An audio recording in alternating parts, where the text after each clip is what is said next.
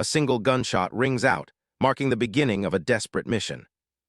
The man pulling the trigger is Na Yan. His eyes, cold and unwavering, are fixed on his target. The bullet finds its mark. A portly man in a fine suit, Chairman Cao Su, stumbles back, a fatal wound blooming on his chest. Panic erupts. Bodyguards rush to their fallen boss, shouting his name in disbelief, while others immediately return fire on the assassin. Though his mission was a success, Na Yan pays the ultimate price. A volley of bullets rips through him. As Na Yan lies bleeding out, he looks at his enemy with satisfaction. He tells the dying chairman that in death, everyone is equal, and that he will die at the hands of a nobody. Cao Su is dead.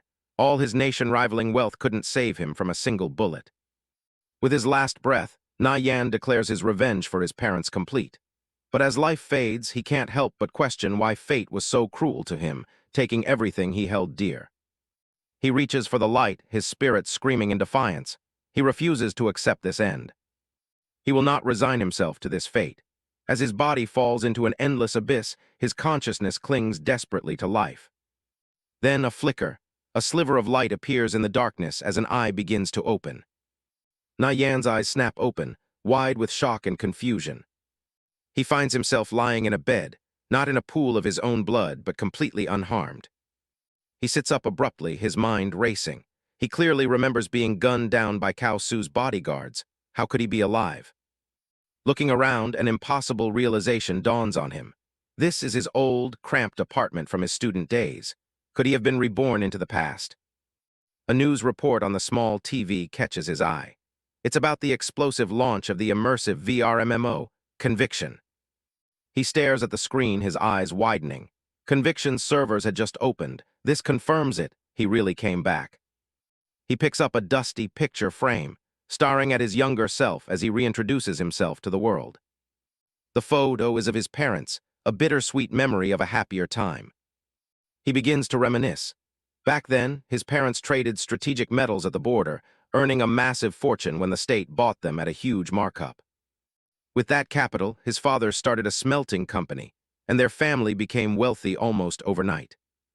They were swimming in money, living a life of luxury, but the good times weren't destined to last. When he was 25, Cao Su's Century Financial Group targeted his father's business. The friends his father had trusted were all bought off, turning on him in an instant. The company collapsed and went bankrupt. His father, unable to bear the failure, took his own life, and his mother died soon after of a broken heart. He was left all alone. Looking at his reflection, he admits that the inherited wealth had made him lazy, causing him to waste his life. It was only after losing everything that he chose a final suicide run to drag Cao Su down with him. But now the heavens have given him a second chance. His eyes burn with a new fire as he clenches his fist, vowing that this time he won't lose a single thing. He knows exactly where to start. The game Conviction was a cross-era phenomenon that would change the world, attracting countless financial groups. It was the very foundation upon which Cao Su's empire was built. The game quickly became humanity's second world. And in his past life, Na Yan wasn't just a player. He was a legendary level 180 great thief. He grabs his phone to check the date. It's July 25th, 2025. Conviction has only been open for 7 days. A wave of relief washes over him. He can still make it. This is the perfect chance for a comeback. He calculates that at this early stage, the highest level player on the leaderboards would only be around level 5. With his memories of the future, catching up will be easy. He remembers that at this point in time, his younger self still had some savings. He checks his account and finds just enough money to buy an entry-level gaming helmet. His hand tightens on his shirt, his knuckles turning white. He thinks of Cao Su, the man who destroyed his family, and a cold fury settles in his heart. With newfound purpose, he gets dressed and heads out. This time, he is changing everything. Later that night, the light in his small apartment stays on, a beacon of his resolve under the full moon. Helmet in hand, he knows he's starting 7 days behind everyone else. But he's not worried. With his knowledge, he will crush every rival and stand at the very summit of conviction.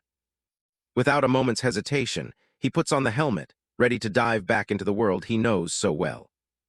His consciousness fades from the real world, and a system window appears before him. He is entering conviction. The first step is character creation. He's presented with a map of the world and prompted to select his starting country. The world of conviction is split into three major factions. The first is the lawful good, righteous faction, which holds both the Viridian and Satrine empires. The Viridian Empire is a human nation, ruled by a council of elders, home to classes like clerics, mages, and assassins. The Satrine Empire is a tribal alliance of proud dwarves, fierce orcs, and elegant elves.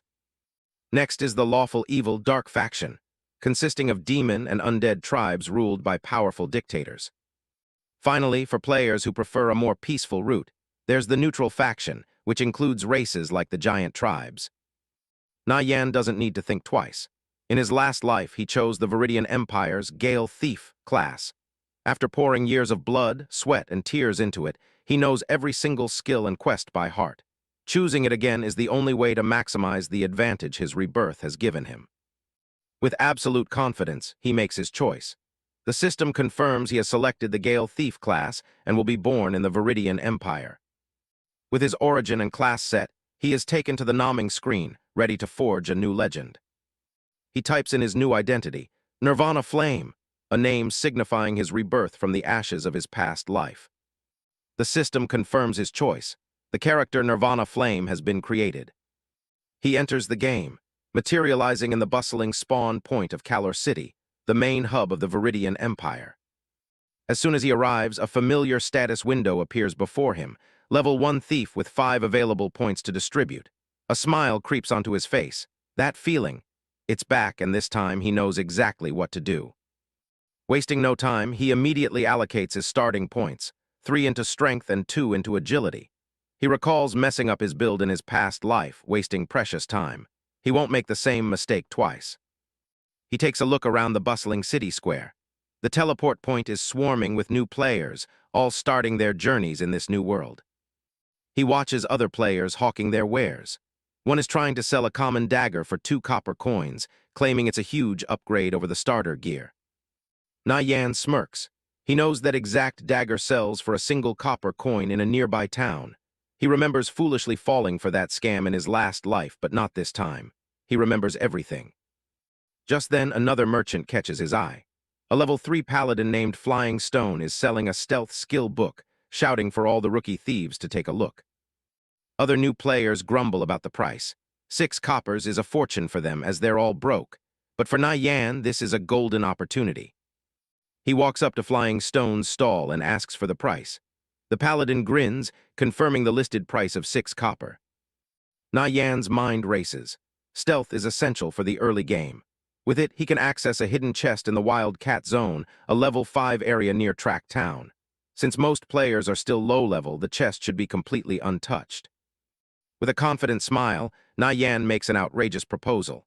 He tells Flying Stone to give him the book for free, and in return, he'll reveal a secret farming spot that yields over a dozen stealth books a day. Flying Stone is furious. Seeing Nyan is only level 0, he assumes he's just some nutjob trying to scam him out of a valuable skill book and tells him to get lost. Unfazed, Nyan calmly tells him to hold on. He then reveals that he knows exactly where Flying Stone got the books, by farming fallen shamans in Link Town. Flying Stone is stunned into silence. Nyan presses his advantage, rattling off the exact coordinates of the farming spot, asking, "Am I right?" The paladin breaks into a cold sweat. This stranger knows his secret coordinates. His mind reels at the possibility of farming a dozen books a day. Making a snap decision, he shoves the book into Nyan's hands. It's just 1 book, and if he can really farm 3 a day with the new information, it's a worthy trade. A system window pops up, showing he's trading with Nirvana Flame. With the deal struck, Nyan takes the book. He holds up his end of the bargain, telling Flying Stone the new coordinates near the fallen shaman camp. Flying Stone is overjoyed and gets ready to head out immediately. As he leaves, Nyan makes one last request. The fallen shamans also drop a skill called Owl's Insight, and asks him to mail one if he gets an extra. The paladin readily agrees, promising to send the skill the moment it drops if the new spot works. He then activates his Hearthstone to teleport away. In a flash of blue light, Flying Stone vanishes.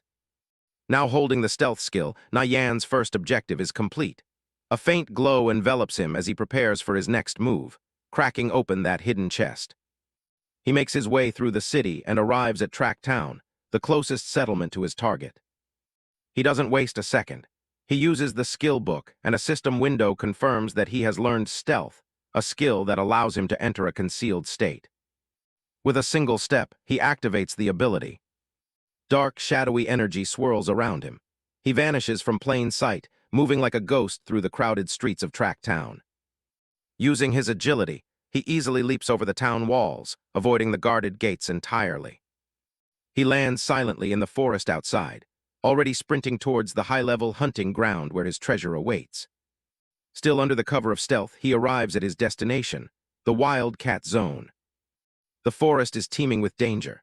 Vicious wild cats, ranging from level 2 to level 4, roam the area, ready to pounce on any unsuspecting player. From the safety of the trees, he spots his prize. A silver chest sits on a high branch, surrounded by a patrol of deadly level 5 wild cats. He knows that in Conviction, chests are ranked by rarity, with the loot getting better the higher the rank. The tiers range from common to silver, gold, dark gold, and finally the ultra-rare legendary chests. His eyes lock onto the target. That's it, the hidden silver chest. Its loot is fixed, and once opened, the chest vanishes forever. He breathes a sigh of relief, knowing he was the first to find it. He steels himself for the risk. For a level 0 player like him, entering a level 5 zone is normally a suicide mission. But there's a silver lining. At this level, there's no XP loss upon death. With nothing to lose and everything to gain, he reactivates his stealth skill and prepares to move in. He moves through the undergrowth like a phantom, carefully weaving his way past the prowling cats. He leaps into the branches of the ancient tree, his eyes fixed on the chest. He knows he has to be quick. Stealth only lasts for 2 minutes, and opening the chest takes time. Suddenly, one of the wild cats below stops, its glowing red eyes sensing that something is wrong. It lunges, swiping at the air where Nyan had just been. He knows he can't get too close to the monsters, or his stealth will be broken instantly. He gracefully leaps from branch to branch, using his agility to stay above the confused but agitated cats. He lands silently on the thick branch, right next to his target. Without a moment to lose, he reaches for the chest. The opening chest progress bar appears. His heart pounds in his chest. He forces himself to remain calm, knowing his invisibility could fail at any moment. Perched high in the tree, he works on the lock while the pack of wild cats circles below, growing more restless by the second. Success, with a satisfying click, the chest pops open. The system informs him it took a tense 27 seconds. His eyes gleam with triumph. He pulls out a skill book from the chest. "Got it," he whispers. His path to perfect leveling has just begun. The reward for his gamble is the skill book Vital Strike. It allows him to deal 150% bonus damage on weak point hits. For a thief, this skill is a game changer. The journey to the top starts right here. Everything was going according to plan. Nyan smirked, knowing he had just obtained Vital Strike, a top-tier skill for thieves, right at level 0. With this, he was confident his progress in the early game would be twice as fast. As the skill book vanished, a system notification confirmed he had successfully learned Vital Strike. His plan was now in motion. Just as his stealth effect wore off, 2 massive, red-eyed creatures spotted him from below. But this was exactly what he wanted. Without hesitation, Nyan leaped down into a swarm of giant rats, greeting them with a casual taunt. As he fell, he thanked the confused monsters for guarding the nearby chest, a clear provocation. He knew that dying in Conviction meant losing experience and gear. But as a level 0 player with nothing of value, death was a resource, not a punishment. The system windows appeared one after another. He had died, dropped his worthless starter gloves, and was now being teleported to the nearest town. His plan had worked perfectly. In a flash of light, Nyan respawned in the middle of a bustling town, pleased that he'd secured a free, instant teleport. With the first step complete, his eyes sharpened. It was time for Phase 2 of his master leveling plan. He found himself in the main square, surrounded by countless other players starting their own adventures, completely unaware of the advantage he already possessed. Nyan gazed over the starting village. He knew he needed to make some quick cash. Luckily, his memories from his past life told him exactly where to find a secret quest. He first approached Hunter Klaus, accepting a simple quest to collect 20 giant rat skulls. Next, he visited Farmer End, picking up another mission to kill 50 of the same silver-gray rats. Just as he planned, after accepting the first two quests, Apothecary Or approached him. Because Nyan had fulfilled the hidden prerequisites, a secret third quest was triggered. This was a secret mechanic only he knew about. With a confident smile, Nyan accepted the hidden quest to collect 21 giant rat tails, perfectly aligning with his other two tasks. Out in the fields, the paw of a creature crept silently through the tall grass. It was a silver-gray giant rat, the very monster he needed to hunt to complete all three of his quests at once. Nyan lunged forward, unleashing Vital Strike. The skill, which didn't even require a dagger, dealt a massive 21 points of damage, far more than a level 0 player should be capable of. The rat collapsed instantly. A skull and a tail appeared as loot, putting him on the fast track to completing his missions. To his surprise, his very first kill yielded a rare gear drop, glowing brightly in the field. The item was a pair of tough leather leggings, common gear but a valuable find for any new player. Nyan immediately recognized its value. Selling these leggings on the auction house would provide the extra copper he needed for the next stage of his plan. But his hunt was just beginning. Soon, he was facing not one but an entire pack of the giant rats. He moved like a blur, chaining vital strikes together, efficiently cutting down one monster after another. It was clear this farming session would be over in no time. His expression was sharp and focused, like a seasoned veteran flawlessly executing a well-rehearsed strategy. For the next hour, he repeated this process without stopping. An hour later, after relentlessly grinding, Nyan returned to the village, his inventory full of the quest items he needed. He turned in all his items, completing the quests for Hunter Klaus, Farmer End, and the hidden one for Apothecary Or. As a reward, he received 34 copper coins and some health potions. Without wasting a moment, he listed the leather leggings he found on the auction house. With his funds secured, he headed straight for the weapon shop. His destination was the town's main weapon shop, the next critical step in his plan. Inside, the shopkeeper gave him a hearty welcome, boasting that his weapons were the best in the land. But Nyan wasn't here to browse. He cut straight to the chase, laying out his very specific requirements. A level 0 crossbow with a minimum attack and fire rate, all for under 40 copper.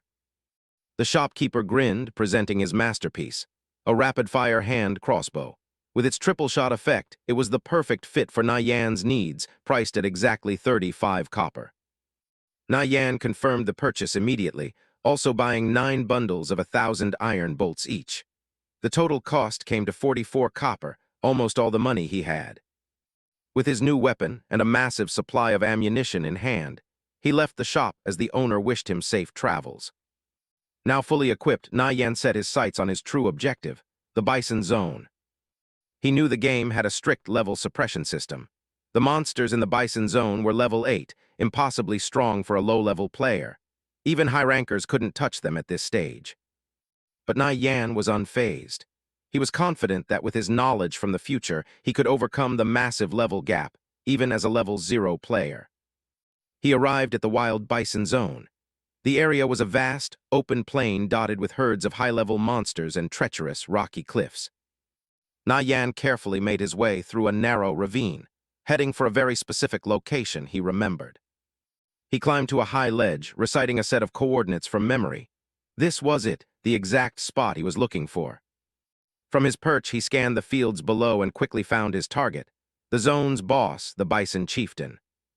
It was a formidable level 8 chieftain rank monster, an enemy that no player should even dream of fighting at this stage of the game. But Nyan was perfectly calm. This spot gave him the perfect angle and distance. The boss was right within his crossbow's range. He took aim and fired, sending a volley of bolts flying toward the unsuspecting boss. The shots landed, but the massive level gap meant most of them missed. Even the ones that hit only dealt a single point of damage. But it didn't matter. He had brought 9,000 bolts with him, fully intending to slowly cheese the boss to death from his safe spot. He continued to fire relentlessly, the tiny damage numbers slowly but surely chipping away at the chieftain's health bar. The boss grew enraged, its health barely dented, unable to retaliate against its unseen attacker. Provoked beyond its limit, the Bison Chieftain let out a roar and charged toward the cliff face in a desperate attempt to reach its attacker. but its attack slammed uselessly against the rock. Yan watched calmly, telling the beast to give up. This was a glitch spot, a place in the terrain confirmed by history where monsters couldn't reach the player. The boss was completely helpless against him. From his safe perch, Yan continued to fire relentlessly. Even though most shots missed, he just needed one to hit every so often, slowly chipping away at the boss's immense health.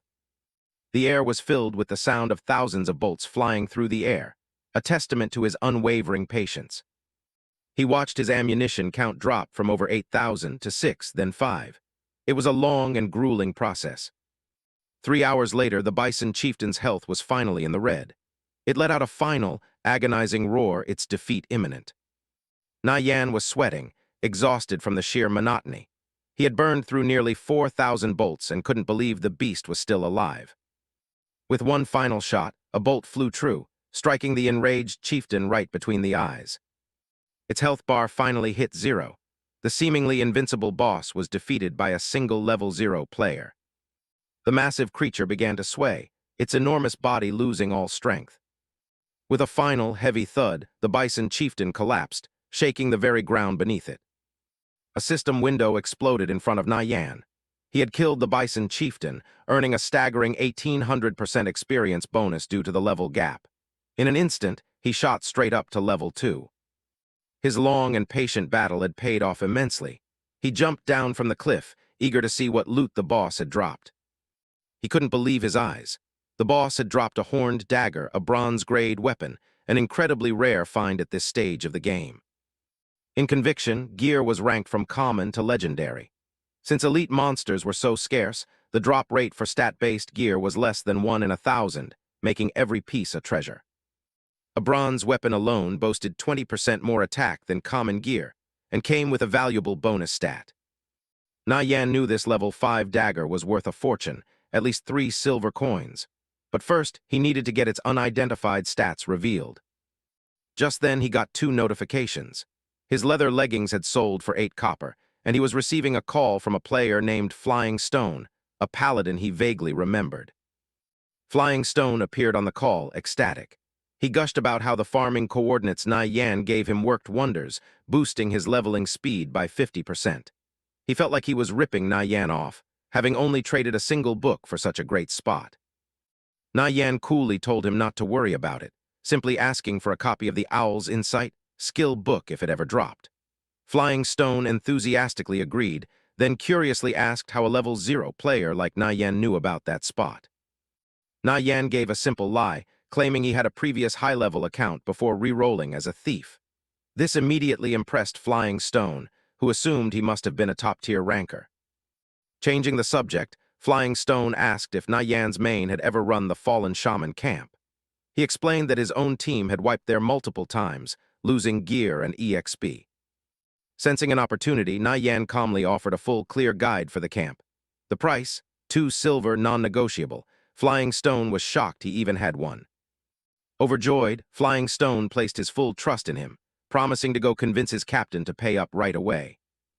After finishing the call, Yan refocused on his prize. It was time to get his new dagger identified. He made his way back to Track Town, heading for the appraiser to get his new weapon's stats revealed. Inside, a beautiful elf appraiser with sharp eyes greeted him. He presented the unidentified weapon, asking for her services. The elf appraiser examined the weapon with a knowing smile and quoted the price for her services, a steep 10 copper coins. Yan was surprised by the high fee, but he knew exactly what it implied. In conviction, identification fees were a percentage of an item's value. A 10 copper fee meant the dagger was worth at least 12 silver on the open market. This was a worthy investment. Without a second thought, he handed over the coins and confirmed the identification. The appraiser began her work, channeling a powerful energy that enveloped the dagger in a brilliant, golden light. The results were staggering. The horn dagger was a bronze-grade weapon with a level 0 requirement. It provided a massive plus 18 to his attack stat and an additional plus 5 to strength. Yan was ecstatic. The bonus stat had rolled as plus 5 strength, boosting his damage even further. With base stats nearly 10 times higher than a normal dagger, he knew that with this weapon in hand, he was now practically invincible in the early game. Yan calmly assessed his abilities. With a weapon, a vital strike skill, and stealth, he had the perfect assassin's toolkit. The only thing he was missing was a way to sustain himself through long fights. For thieves, there were two ways to heal: potions or bandaging. Potions were fast but burned through money. But for a reborn player like him, who knew the value of every coin, the choice was obvious. Bandaging was the slow but smart way to go. Before heading out, he stopped by the apothecary. He had a specific plan in mind, and for that, he needed 2 minor underwater breathing potions. Inside, the alchemist handed over the goods. But first things first, Yan decided it was time to learn the bandage mastery skill he'd been planning on. With his preparations complete, he set off for his destination, the remote and dangerous Lake Rando. The path to the lake was teeming with monsters.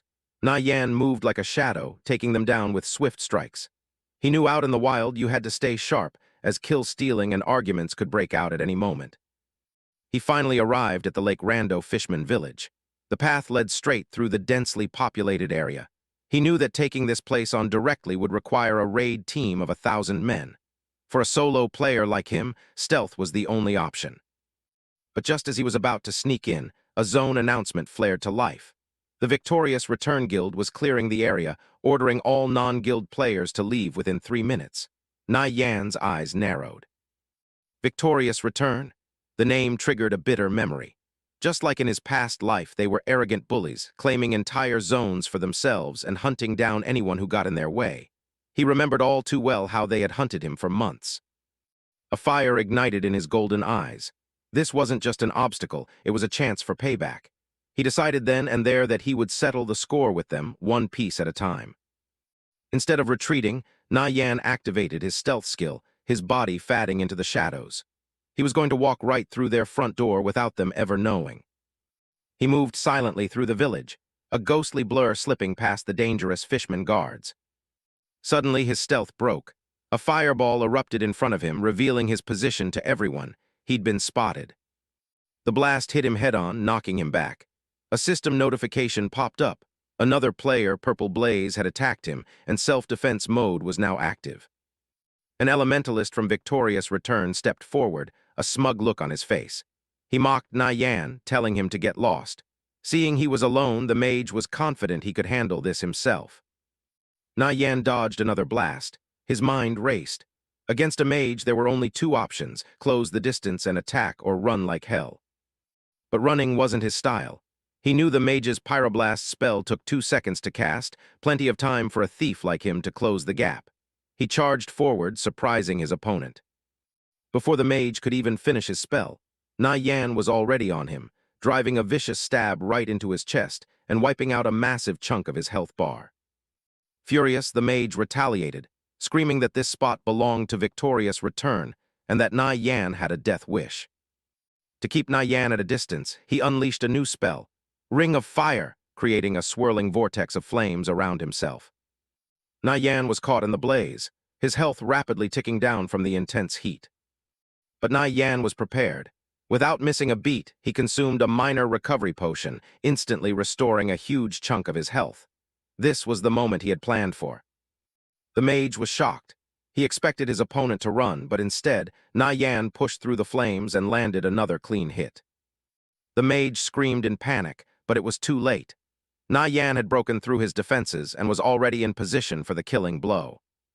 Watching Yan burn, the mage frantically calculated their health. He guessed the thief must be on his last breath, while he himself only had 51 HP left. It was a race against time. He just needed to cast one more fireball to secure his victory. The mage, Purple Blaze, shrieked in fury, declaring this was the price for daring to cross the Victorious Return Guild. But his frantic attack was clumsy. Yan sidestepped it with ease. In that brief opening, Yan's dagger began to glow with a deadly red light. He lunged forward, unleashing his own skill, Vital Strike. The blade plunged deep into the mage. Purple Blaze stared in disbelief, his body starting to pixelate. He couldn't understand how a mere level 2 thief could survive his powerful spells. Yan just smirked. As the mage's body dissolved, he finally figured it out, an instant recovery potion. But it made no sense. A solo level 2 player shouldn't have the gold for such a rare item. Yan coolly told him he could ponder that mystery while waiting to respawn. The victory was his. He quickly looted the level 2 bronze staff the mage had dropped. There was no time to celebrate. He knew the rest of the victorious Return Guild would be swarming the area any second. He had to get out of there. Just as he predicted, a cry of alarm went up from the guild members nearby. They'd seen Purple Blaze fall and were now shouting for everyone to catch the killer. Without a second's hesitation, Yan bolted, making a break for the lake shore. The guild's warriors were hot on his heels, one of them taunting him, believing his escape was impossible. One of the fighters, wielding a massive greatsword, swung it down with incredible force, shouting that he'd never get away. But the warrior's flame slash was too slow. Yan dodged it cleanly. The warrior was stunned. He couldn't believe the thief was fast enough to dodge an attack like that. Reaching the cliff's edge, Yan pulled out the underwater breathing potion he'd bought earlier. The guild members behind him realized his plan and screamed for someone to stop him. The warriors desperately used their skills, charging and slashing in a last-ditch effort to intercept him before he reached the water. But in their haste, their coordination fell apart. The charging warriors slammed right into their own shield-bearer who was trying to cut Yan off. Yan glanced back, a faint smile playing on his lips as he watched his pursuers stumble over each other. Their attacks hit nothing but air and rock as he gracefully leaped from the cliff. With a loud splash, he disappeared beneath the waves of Lake Rando. The victorious Return members could only stare helplessly at the water. They cursed in frustration. Without water-breathing potions of their own, they had no way to follow. A woman who seemed to be in charge arrived, demanding to know what happened. One of the warriors reported that their target had escaped into the lake. The leader calmly issued her next order. Find out when Purple Blaze respawns and get the thief's player ID from him immediately. The report came in from the respawn point, relaying the message from Purple Blaze. The mysterious thief finally had a name, Nirvana Flame. As the guild leader on the surface vowed revenge, Yan descended into the quiet depths of the lake. He had made a powerful enemy, but everything was going exactly according to his plan. Finally safe beneath the waves, Yan breathed a sigh of relief. He'd shaken off the victorious Return goons. Now it was time to collect his real prize. He remembered a hidden chest somewhere in these depths. Thanks to his memories, it didn't take long. Tucked away in the seaweed was the hidden treasure he was looking for. Inside, he found exactly what he came for, the fishman's water-repelling pearl, a special item that would let him breathe underwater for a full 30 minutes. It wasn't a particularly rare item, but for his current plan, it was a lifesaver. Just as he pocketed it, a trident shot passed his face. He'd been spotted. He had stumbled right into a fishman den. The creatures were swarming him from all sides. He knew fighting them here in their home turf was suicide. But as he looked up towards the surface, a clever idea began to form. The commotion he caused underwater had alerted the entire fishman tribe on the shore above. Meanwhile, the victorious Return Guild was still cutting a path of destruction through the fishman village, completely unaware of the new threat approaching. Yan swam for the surface, intentionally luring the enraged horde of underwater fishmen right into the path of the unsuspecting guild. From the safety of the water, he watched with a grin as his two groups of enemies clashed. He couldn't help but thank victorious Return for unknowingly clearing a path for him. With the coast now in chaos, he swam towards his true destination, soon arriving at the central lake island. He broke the surface, taking a deep breath of fresh air. His plan had worked perfectly. But just as he did, a sudden scream for help echoed from the island. He turned to see a girl in trouble. He froze, that voice, that pink hair. It was Yao Yao, the holy mage from his old party. He couldn't believe fate had brought them together again so soon. Memories of their past life together flooded his mind. The battles they fought, the quiet moments by the campfire.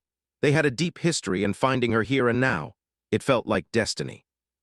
Back in the present, he saw Yao Yao struggling in the water, trying to fend off 3 aggressive water spiders. Without a second thought, he dove back into the water to help her. He closed the distance in an instant, unleashing a vital strike on one of the spiders attacking her. Surprised by the sudden help, Yao Yao quickly recovered and cast her own spell, Holy Judgment, on another spider. His physical strike and her holy magic hit their targets at the exact same moment. It was as if they had been fighting alongside each other for years. Together they made short work of the monsters. Standing on the shore, as the last spider dissolved, she turned to him and gave a simple, heartfelt thanks. He casually replied not to mention it, then introduced himself with his in-game name, Nirvana Flame. She repeated the name, Nirvana Flame, a flicker of recognition in her eyes. The name clicked in her mind, Nirvana Flame, which translated directly to Nyan. As she wondered if it was the Nyan she knew from real life, she formally introduced herself as Yao Yao. A friend request from Nirvana Flame immediately popped up. She smiled, telling him that since he saved her, they should add each other so she could return the favor. With the friend request accepted, a notification confirmed their new connection. Nyan smiled and asked what brought her all the way out to this remote island. Yao Yao explained she was farming the spiders for their water sacs. Coincidentally, Nyan was after a different drop from the same monsters, fine silk. Seeing they had a common goal, he suggested they party up. She readily agreed and, to his surprise, immediately opened a trade window. As a thank you gift, she offered him the fine silk she had already collected. The trade went through, and Nyan found himself with 12 spools of fine silk. At the current market price, that was easily worth 36 copper, a small fortune for a new player. She insisted, saying that 36 copper was a small price to pay for saving her life, especially since she didn't need the silk anyway. Hearing that, Nyan accepted her generous gift. But their conversation was cut short as a monstrous shape burst from the water. It was the Water Spider Lord, a chieftain-level boss.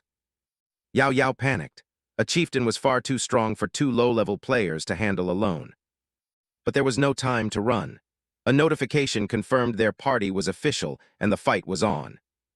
Nyan took the lead, instantly closing the gap and landing a solid vital strike on the boss. Without missing a beat, Yao Yao backed him up, unleashing a powerful, holy judgment of her own. Her holy magic slammed into the giant spider, dealing heavy damage and staggering the beast. The spider retaliated with a vicious swipe, but a quick warning from Nyan gave Yao Yao just enough time to leap out of the way. Switching tactics, Nyan drew his crossbow. He shouted that he would draw the boss's attention, telling her to focus on dealing damage. A volley of bolts struck the Spider Lord's eyes, enraging it and successfully pulling its aggro onto him. Nice, with the boss distracted, Yao Yao seized the opportunity to unleash her most powerful spells one after another. A brilliant beam of holy energy engulfed the Water Spider Lord, dealing a critical blow. The combined assault was too much. The mighty chieftain collapsed and sank beneath the waves, defeated. As the waters calmed, Yao Yao stood in stunned silence. She couldn't understand it. Fighting alongside him felt so natural. They had taken down a chieftain like it was just another weak monster. Their synergy was flawless, as if they had been teammates their entire lives. Nyan noticed her quiet, thoughtful expression and casually asked what was on her mind. Startled, she said it was nothing. She quickly changed the subject, complimenting his incredible skill and asking why a player like him was playing solo. He simply replied that he was used to it. Hearing he was a solo player gave her an idea. With a hopeful smile, she mentioned that her group was preparing to raid the Treant Forest and invited him to join them.